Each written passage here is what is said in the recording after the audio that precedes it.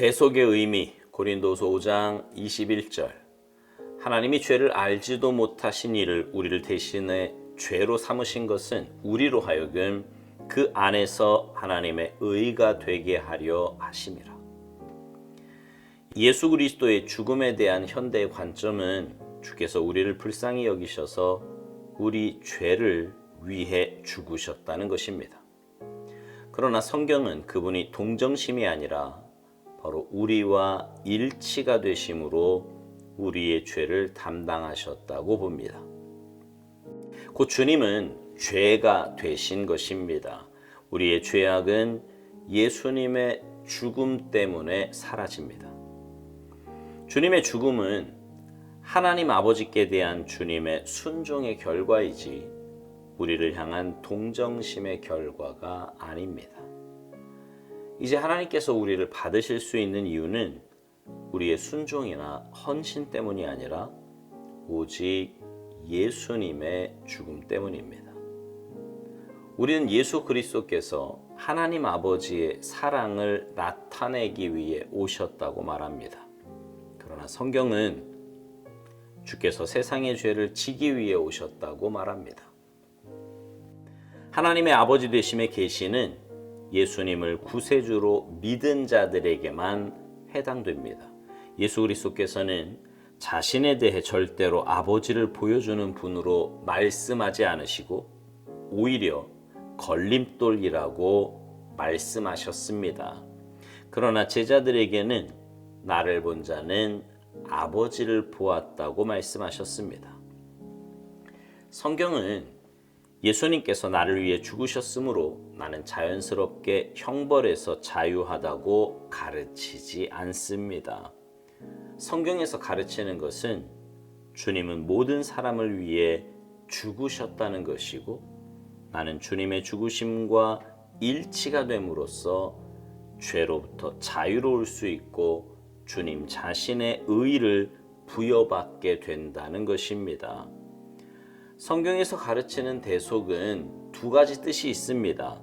하나님이 죄를 알지도 못하신 자로 우리를 대신해 죄를 삼으신 것과 우리로 하여금 하나님의 의가 되게 하려 하신 것입니다.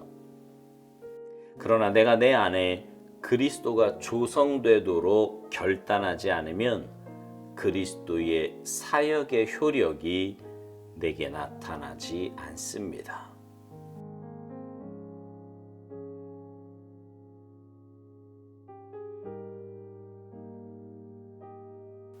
오늘 묵상의 제목은요, 대속의 의미입니다. 주님이 이 땅에 오셔서 우리를 위해 십자가 지심으로 우리를 대신해서 죄값을 치루어 주셨고 그 대속으로 인해 우리는 구원을 받았습니다. 근데 성경은요, 주님이 이 땅에 오셔서 십자가에서 죽으신 것이 우리를 불쌍히 여기셔서, 다시 말해 동정심 때문에 그런 것이 아니라 우리와 일치가 되심으로 우리의 죄를 담당하셨다고 본다고 오스왈드 목사님은 말합니다. 곧 주님이 죄가 되신 것이라고요. 그러면서 주님의 죽음은 하나님 아버지께 대한 주님의 순종의 결과이지 우리를 향한 동정심의 결과가 아니라고 말합니다. 주님이 우리를 사랑하시는 것은요, 값싼 동정심이 아닙니다. 주님이 우리와 동일한 몸을 입고 이 땅에 오셔서 우리와 같이 되신 거예요. 죄 덩어리가 되었다는 말입니다. 오해하지 마십시오. 주님도 우리와 똑같이 죄의 유혹을 받으시고 죄를 짓는 그런 존재가 되셨다는 말이 아닙니다. 주님께서 우리와 동일한 몸을 입고 오셔서 우리가 지은 모든 죄를 그 몸에 짊어지셨다는 말입니다. 이건 그저 어떤 얄팍한 동정심이나 애정 정도가 아니라 자신을 완전히 내어주신 온전한 사랑인 것입니다. 그리고 그 사랑으로 인해 우리는 구원의 반열에 들어가게 되었고 하나님께서 받으실 수 있는, 다시 말해 하나님께 나아갈 수 있는 그런 존재가 된 것입니다. 오살드 목사님이 또한 이런 말을 합니다. 우리는 예수 그리스도께서 하나님의 아버지 사랑을 나타내기 위해 오셨다고 말하지만 성경은 주께서 세상의 죄를 지기 위해 오셨다고 말한다는 것입니다. 요한복음 1장 29절에 보면 세례 요한이 예수님께서 자기에게 나오심을 보고 이런 말을 합니다. 보라, 세상 죄를 지고 가는 하나님의 어린 양이로다. 그렇습니다. 주님은 세상 죄를 지기 위해 이 땅에 오셨습니다. 그리고 그 주님의 죽으심을 통해 우리는 하나님의 자녀가 되었습니다. 하나님의 자녀로 창조받은 우리가 죄로 인해 타락한 존재가 되었는데 주님께서 십자가 지심으로 그 대속으로 인해 우리의 신분을 다시 회복시켜 주신 것입니다. 하나님의 아버지 되심에 계시는 예수님을 구세주로 믿은 자들에게만 해당된다고 오살드 목사님은 말합니다. 맞지요? 주님의 구세주 되심, 주님의 그 구속 사건을 믿음으로 깨달은 자에게만이 주님의 구세주가 되시고, 주님이 구세주가 되시고 하나님이 아버지가 되시는 것입니다. 그런데 이 은혜는요, 누구에게나 열려있는 은혜예요. 다시 말하면 누구는 이미 선택받아서 구원받은 존재이고 누구는 선택받지 못해서 구원받을 수 없는 존재가 아니라 고린도후서 5장 15절에 있는 말씀처럼 주님은 모든 사람을 대신하여 죽으신 것입니다. 모든 사람.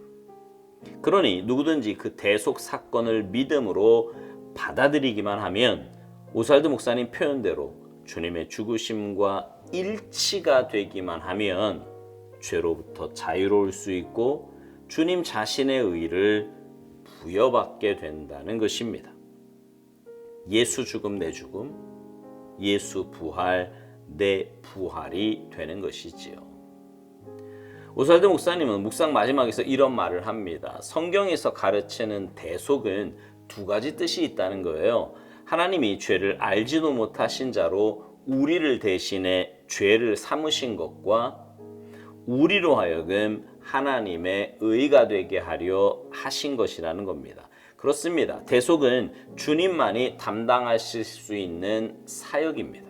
그리고 그 대속을 통해 우리가 하나님 보시기에 완전한 의인으로, 하나님 보시기에 완전한 의인으로 거듭나게 되는 것입니다. 사랑하는 성도 여러분, 여러분은 이 놀라운 대속의 의를 깨달으셨습니까? 그래서 주님의 그 귀한 은혜와 사랑을 여러분의 것으로 받으셨습니까? 모든 사람을 위해 대속의 길을 열어주셨지만 모든 사람이 그 길을 다 가는 것은 아닙니다. 오직 그 사실을 믿음으로 받고 주님 안에 거하는 자, 주님의 주인 되심을 인정하며 믿음으로 순종하는 자에게 이 놀라운 은혜가 주어지는 것입니다. 바라기는 여러분 모두가 이 놀라운 은혜와 사랑을 올바로 깨닫고 믿음 안에 거하는 복된 삶이 되기를 소망합니다. 그래서 주님 인정하시는 의인의 삶을 사셔서 여러분의 삶을 통해 주님 살아계심이 온전히 증거되고 여러분의 삶에는 참된 기쁨과 평강이 넘쳐나시기를 주님의 이름으로 축복합니다. 아멘.